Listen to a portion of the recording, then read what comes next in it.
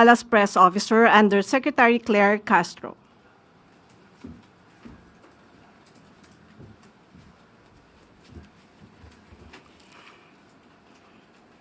Magandang araw, Malacanang Press Corps. At maaari na po akong tumanggap na inyong mga katanungan. Unang tanong mula kay Ivan Mayrina, GMA7. Good morning, Yusek Claire. Vice President Sara Duterte has declared her intention to run for president in the 2028 elections. What does the palace have to say about this? Good luck. Good luck. Good luck.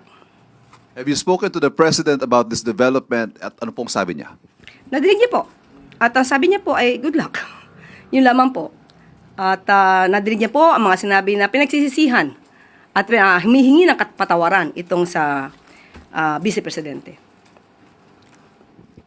At yun nga po, may mga bahagi nga yung kanyang pahayag that the palace might want to respond to. Unang-una, if I may quote, sa unang mga buwan ng aming mga termino, nakita ko na ang kawalan ng katapatan ni Bongbong Marcos Jr. sa mga pangako binitiwan ng kampanya. At kasunod po nito, humingi siya ng patawad kung tinulungan daw niyang mahalal si BBM bilang Pangulo. Okay, isa-isahin natin. Mas maganda po yan. Humingi siya ng kapatawaran dahil tinulungan niya sa pangangampanya. Tandaan po natin, ang taong bayan ang naghalal kay Pangulong Marcos Jr. Kung ano man po ang natulong niya, pareho naman po sila nagtulungan dahil ito ay unity team. Kaya wag niya pong solohin ang credit kung nanalo man ang Pangulo. At nakikita ngayon ng Pangulo, at rather ng mga kababayan natin, kung sino ba nagtatrabaho. Isang working president compared sa Vice Presidente. Isa pa ho, again, if I may quote, di ko kinaya maging bahagi ng 2025 budget na tadtad ng katiwalian. Pinili kong umalis sa gabinete kahit alam ko na since 2023 ang magiging kapalit ang aking impeachment. Pinag-uusapan po ba ang korupsyon, ang katiwalian? Siguro po dapat mauna muna na ihingi niya ng tawad kung ano man ang mga issue ng korupsyon at katiwalian at di umanong paglulustay ng confidential funds ng kanyang dalawang opisina at the time, OVP at ng DepEd. Kung meron pang napipintong impeachment, ito po ay dahil sa kanyang kagagawan mismo. Kung wala naman siyang ginawa na mga maanumalya at labag sa konstitusyon, hindi naman po siguro siya masasampahan ng mga impeachment complaints. Sunod na tanong mula kay Ivy Reyes, Bilyonaryo. Follow-up lang po, Yusek. Makabayan Block said that the premature presidential bid of the Vice President is a move to shield herself from the impeachment. Does the palace share this sentiment, or what can you say about that? Maaari, kanilang opinion, pero dapat tandaan po natin, balikan po natin, dahil sasabi niya para ma-shield siya sa mga impeachment complaints. Hindi po basta-basta ito dapat mahadlangan ng anumang pagreklamo laban sa kanya. Sinabi niya kanina na hiningi niya ng tawad dahil nalulunod tayo sa baha. Pero tandaan po natin, ilan po bang flood control projects merong itinatag? Di umano ang kanyang ama. 13,917 na flood control projects na mukhang hindi naramdaman. Dahil kung meron 13,917 flood control projects, dapat naramdaman natin at medyo humupa ang pagbaha sa Pilipinas. Huwag niya rin pong kalimutan. Ito, aking pong kinuha ng mga report. 2016, meron pong local lane na bagyo na Nina na nagdulot din ng pagbaha. 2017, Orduha. 2018, Ompong. Nagkaroon ng massive landslide sa Benguet. 2019, Tisoy. 2020, Ambo. Lahat po ito ay may pagbaha. Taong 2020, Rolly.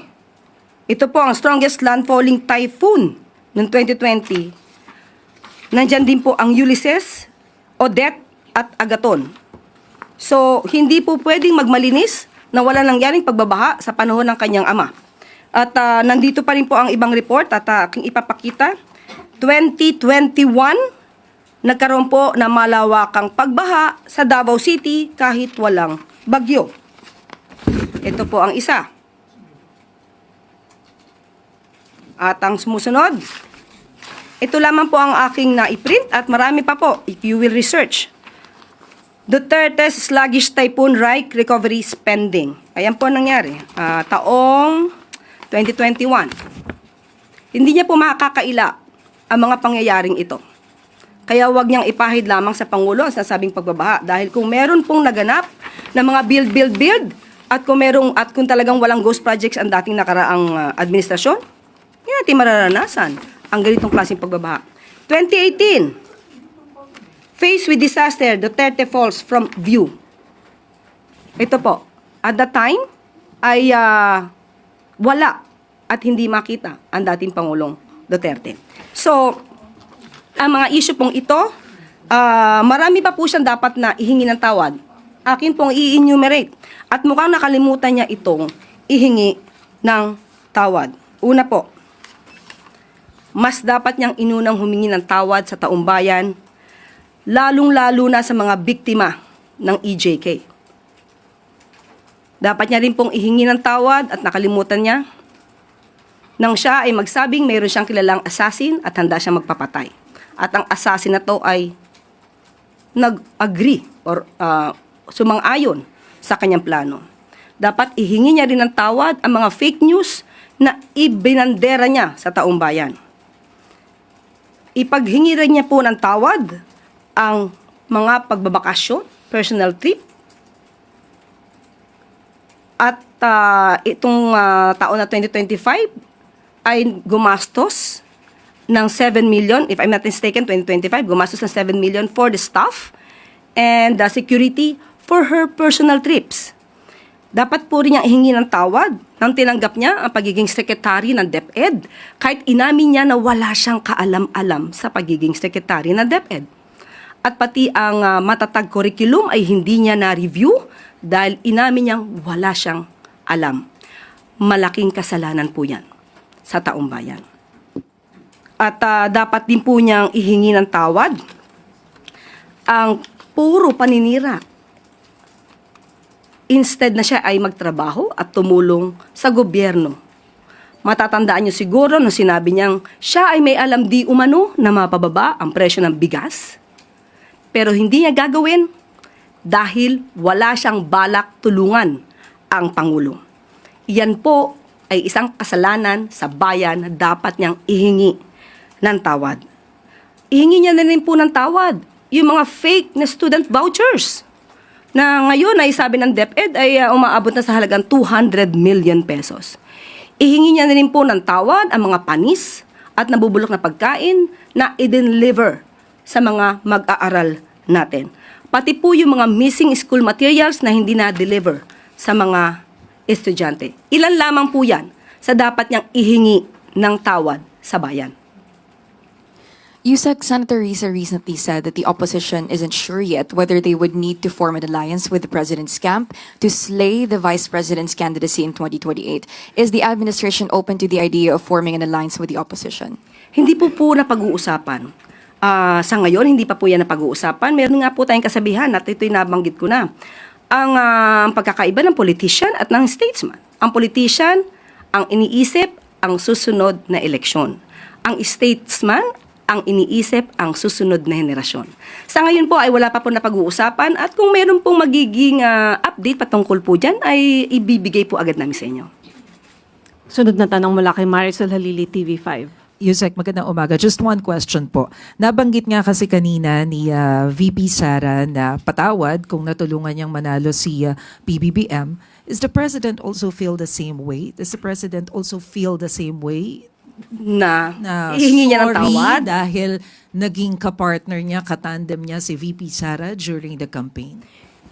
Malamang hindi naman po alam ng Pangulo na ang kanya magiging presidente ay puro bakasyon. At mga vice-presidente na puro bakasyon. Vice-presidente na hindi siya tutulungan. Vice-presidente na ang magiging trabaho ay manira sa gobyerno. Hindi naman niya pagsisisihan kung ano nangyari. Ang gagawin lamang po ng Pangulo ay magtrabaho. Kung hindi siya tutulungan ng kanyang vice-presidente, wala naman po magagawa ang ating Pangulo, kundi magtrabaho na lamang para sa ating bayan. But ano po ang tingin ng Palace now na nagdeklara na ng kandidatura si VP Sara? Do you feel that she is a strong candidate? Mahirap tibagin? How does the administration feel about it? Wala po nararamdaman ng palasyo patungkol dyan. Depende na po sa tao kung paano nilang susuriin ang mga kandidato. Isipin po nila ang kandidato at magiging leader ay dapat na makabayan. Dapat interes ng bayan ang sinusulong. At maging cautious tayo, maging mapanuri kung isang Manchurian candidate ba ang maiboboto nyo. Sunod na tanong mula kay Ann Soberano, Bomboradio. Yusek, reaction lang din ng Malacanang. Ang pag-anunsyo po ngayong ka-early ni BP Sara ng kanyang presidential bid para sa 2028 ay isa po daw strategic political move na layong i-shape yung public perception. Probably po humihingi siya ng suporta at maibaba yung impact sa impeachment complaints laban sa kanya. Reaction po. Kaya nga po sinabi natin isa siya na maituturing na politician. Politician na ang iniisip ay ang susunod na eleksyon. Ang iniisip ay yung pansarili na interes, hindi ang taong bayan. So yun lang po ang nakikita natin kung bakit kaya kailangan niyang magdeklara na siya ay tatakbo na sa pagkapangulo sa susunod na eleksyon. Salamat, ma'am. Sunod na tanong mula kay Samuel Medinilla, Business Mirror. Good afternoon, ma'am. Mag-follow up lang po kami regarding po dun sa na-submit ng ICI na accomplishment report kay President Marcos. Nakita na po kaya ito ni President at may decision na po ba siya kung mag-appoint siya ng new commissioners for the ICI? Inaaral pa po hanggang sa ngayon, medyo makapal po ang report na ibinigay. Pero most probably, maibibigay po agad namin kung ano mangyayari po. At kung magtutuloy-tuloy po ang ICI, ibibigay po din namin ang estado nito. Clarify ko lang, nakita na po ni Pangulo yung report. Opo, nabasa na po to at una po itong binigay sa OES. Thank you po. Sunod na tanong mula kay Leth Narciso, DZRH. Good afternoon, Yusek. Ma'am, isinusulong po ni Representative Sendanya na dagdagan yung suporta sa Kalayaan Island. I understand the Marcos administration is pursuing infrastructure development sa KIG po. Kumusta yung mga proyekto doon? Sa ngayon po, nakausap ko mismo si Sec Vince at inutusan po talaga sila ng Pangulo puntahan ang Kalayaan Group, Kalayaan Island Group at tignan po kung anong kinakailangan. At sila po ay magmumungkahi na gumawa doon ng port at ng airway. Yung Lawak Island Shelter Port po at Pag-asa Island Airport, may pondo po ito ngayong taon. Sa ating pagkakalam, 2025 ay may pondo. Pero ang sabi po sa akin ni Sec Vince Dizon kanina ay titignan po nila para po mapatupad kung ano yung nais ng Pangulo sa KIG. Sunod na tanong mula kay Rafi Ayeng, Daily Tribune.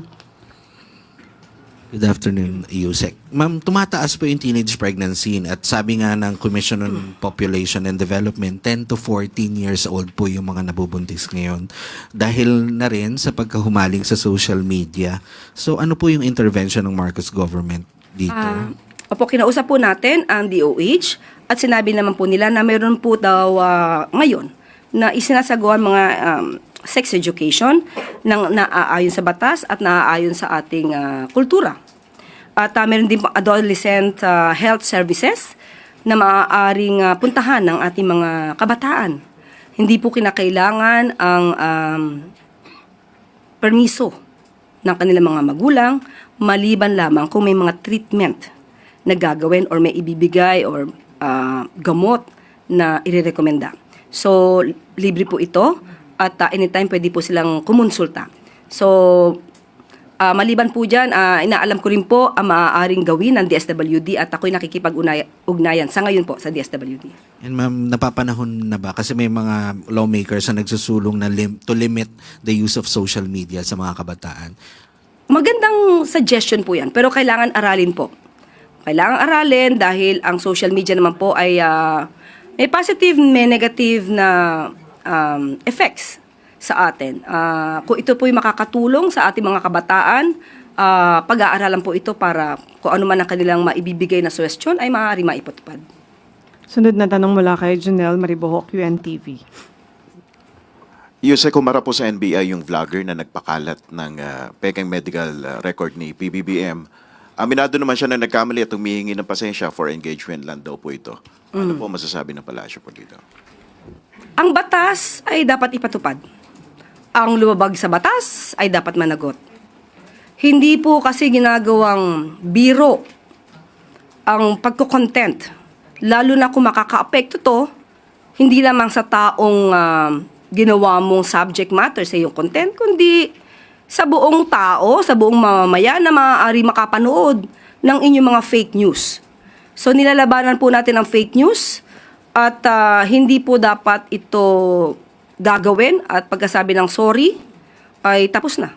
So tignan na lamang po natin kung anong mangyayari po dyan at kung wala naman siyang kasalanan, ipagtanggol na lamang niya ang kanyang sarili.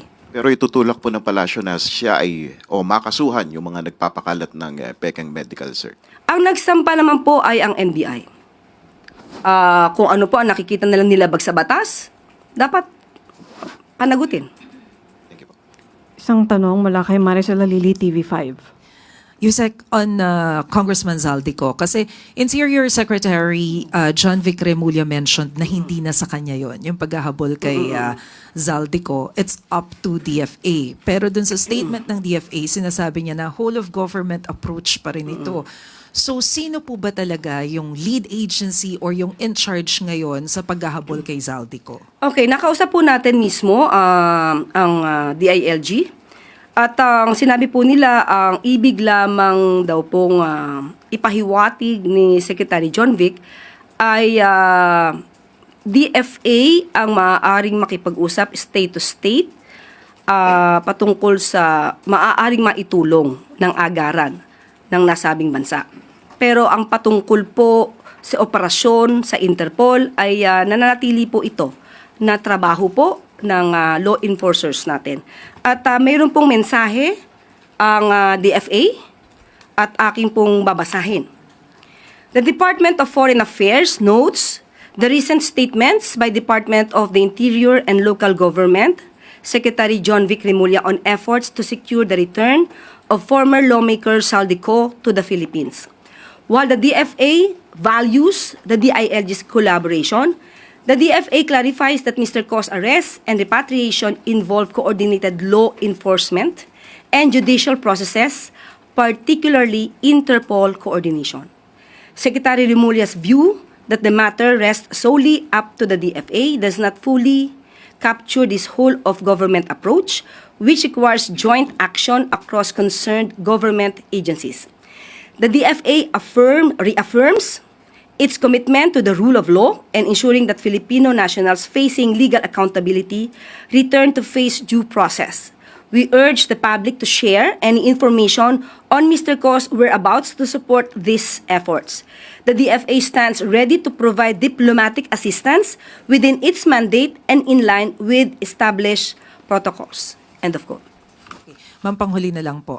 Where are we in terms of looking for Zaldico? Meron po ba tayong bagong detalye na nakuha? Any update? Sa ngayon ay wala pa pong naibibigay sa atin na update. Muli tatanungin ko rin dito ang DILG patungkol po dyan at ang PCTC kung ano na po ang nangyari sa nire-request po natin na cooperation from the Interpol. Wala nang tanong? May follow-up question si Ivan Mayrina, GMA 7. Yusek, nabanggit nyo ang reaksyon ng Pangulo kanina nung nabalitaan itong pagdeklara ni VP Sara ay good luck. Good luck. Can you describe to us how he said that? Ito po ba ay may good luck po kasi na sincere, may good luck na sarcastic? Kapag po kasi nagsasabi si Pangulo ng good luck, nakangiti naman siya eh. So, kung sarcastic to o hindi ko masasabi. Salamat po. Wala nang tanong mula sa... may follow-up ulit si Rafi Ayeng, Daily Tribune. Ma'am, update lang doon sa issue ng cabinet revamp. Meron po ba? Wala pa sa ngayon. Again, wala pa sa ngayon. Kasi wala pa sa aming ibinibigay na anumang information patungkol dito. Pero kapag meron po, sa amin din po manggagaling agad. Thank you. Balik sa iyo, Yusek Claire. Maraming salamat. At bago tayo magtapos, Pangulong Ferdinand R. Marcos Jr. makikipagpulong mamayang hapon para sa paghahanda ng pamahalaan para sa Association of Southeast Asian Nations o ASEAN Summit.